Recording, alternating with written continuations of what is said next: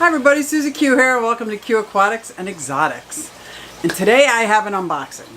And I'm excited and skeeved out by it all at the same time.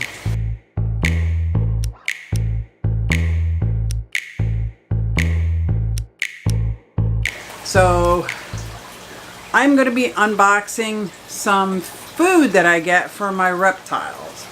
Just like the mealworms, the super worms. I do have to go out and buy some worms. Some people have mealworm colonies. I'm not there yet. And between mealworms and superworms, I think I prefer superworms. I think there's more meat and goo to them versus the mealworms have more skeleton, shell, crunchy stuff. We're going crunchy stuff. Obviously, I'm not an expert. I just know from the research I'm doing. But if you know me, you know how much I don't like maggots, I don't like flies, I don't like bugs, I don't like worms. Well, let me tell you, I got worms. That's what we'll call it. Alright, no. So, let's go check out my unboxing that I got from Rainbow Mealworms. Live animals. You're gonna get excited, aren't you? Yeah. Don't get too excited. It's bugs. Critters.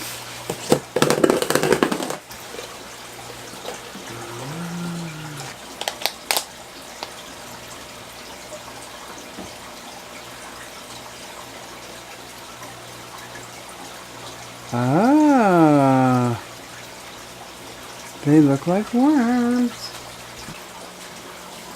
50 jumbo red worms. Woot woot! Because you know who likes these? My axolotls love these. My turtles love these.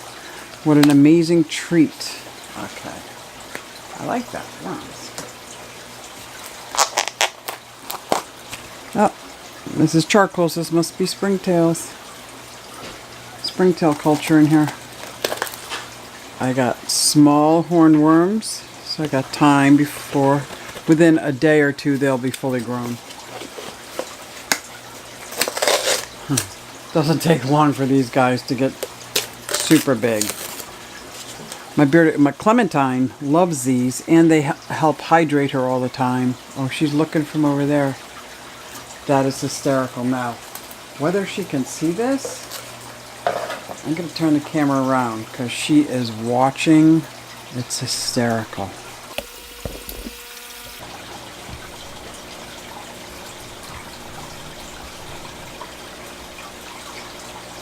You see her? She's like, what are you opening, Mom? What's in there? I think I know what that green is. Am I getting some? Look at her. Oh my gosh, she's so funny. Do you see how she's always in a perpetual state of shed? Poor baby. Why anybody would breed them on purpose, I don't know. But I'm not controversial. I'm not getting into that. I just know I saw her in the pet store and had to rescue her. And yes, I call it rescue because, just because. Okay, so we got small super worms. Can you see these? Oh. And these are mealworms. They are not the same. I gotta get them into containers. A couple different kinds of bug food. So this is food for my dubia roaches. And yes, I can make this myself. And I actually do quite often. But there are times. Do you see this from Missouri? It's just food that I gut load my bug rub from the Bio Dude. I try to load up my bugs with good stuff so that when my bearded dragons and my leopard geckos eat them and my turtles, they're getting filled with good stuff. And my skink over there looking at me. Yeah, they can see, I have no doubt. And these are some of the housing I use for my super worms. As you can see in here, I had some leftover crested gecko food. I put because it was just left over, I put it in here and the worms go crazy for it, and then they're eating the crested gecko food, which is very good for them. And what I do is I usually just scoop up some or tweezer them out, sift through. I hate to hurt them. And I know they're mealworms, but I hate to hurt them. I'll put them here and then put the calcium powder on, or vitamin, depends on what day of the week it is, and take them to my animals. Well, here, these are small superworms. 500 small superworms. And since I'm headed to work, I'll probably just get them out of the bag. First of all, I can't believe that I even deal with worms, roaches, maggots, and whatnot, because if you knew me, you would know that I have a weird fear for this. I'm going to keep this newspaper in there because it makes really good surface area. I have these little water crystals. I have these water crystals that I will put in a bowl and add water to. They'll suck it up, and that way the animals don't die. You can also slice up some fruit. I am eating keto currently, so I don't have any fruit in the house. I'm going to put some food and water in here for them. Okay, so I'm going to use this grub food. I'm going to add hot water to this, make it almost like I do my rapashi.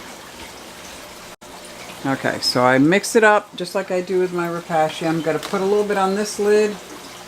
I'm going to save half of it for the other worms I got that are going in the other container. I mean, this was donated to me with the bagel, the bearded dragon. I've been using that up because Come on, Peanut Butter. Come here. Come for the camera. Come here.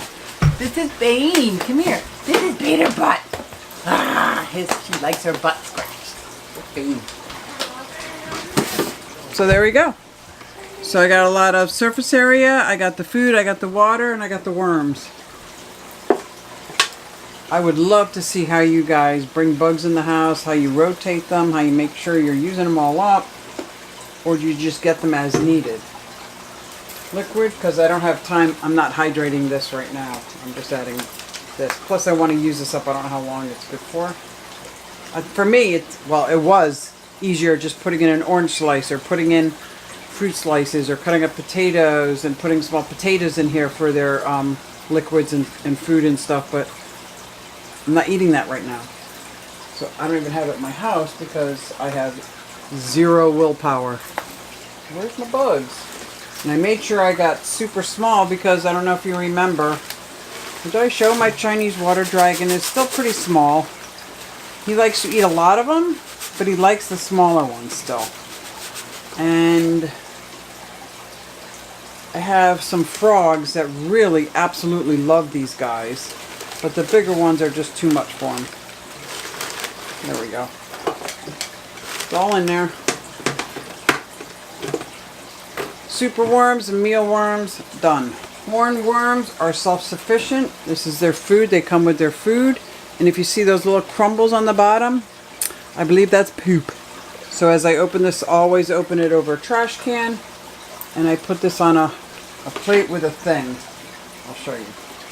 Like I'll take this stick just to make sure that this doesn't flop down like this because the air holes are on here. So I just go like this. So now that's where I keep those worms. I kind of got to hide them from my Beardy because she will obsess over these all day long if she sees them. Because she's like that. And then I'll sift through these, and this is what I'm going to feed today. I'll sift through them. I'm a mess. Getting ready for work. Drink my coffee. I haven't even started feeding my animals yet. Oh my gosh. Have you ever made a cup of coffee and forgot to switch out to a new K-cup? I do have a colony. This is my dubia roach colony, and this is my flightless fruit fly cultures. Who would have thought? And they're way up here out of reach for a reason, because this is the bearded dragon tank with heat on top, and they like that heat from the bottom. So I don't need the heat pad. It's like a win-win, right? So I do breed some of my own food. I'm not set up yet. I'm still rearranging, making room for a new enclosure. And that's not for a new animal, but one of my animals, my Chinese water dragon, is growing. So I got a bigger enclosure on, not Craigslist, Facebook, from friends that are moving down to North Carolina. And I'm so stoked that I got this 4 foot by 4 foot by 2 foot. I'll show you that in another video. But for now, I've got dubia roaches. Who knew? Flightless fruit flies. Those I grow on my own, but there are some bugs that I buy. And there are bugs that I can't stand but still have to get. Crickets. Ugh. I do not like crickets. They have not grown on me. If anything, they may turn me off more now that I know how much they smell. I just used to think they were very noisy, out of control. I can't. But I love my reptiles and I'll do whatever it takes to give them a variety of the foods that they like. So thanks everybody. Thanks for checking out this little video on my unboxing of worms. I'm trying to be cool with it. Really, really am, but I'm so not. Thanks everybody, and I will see you next time.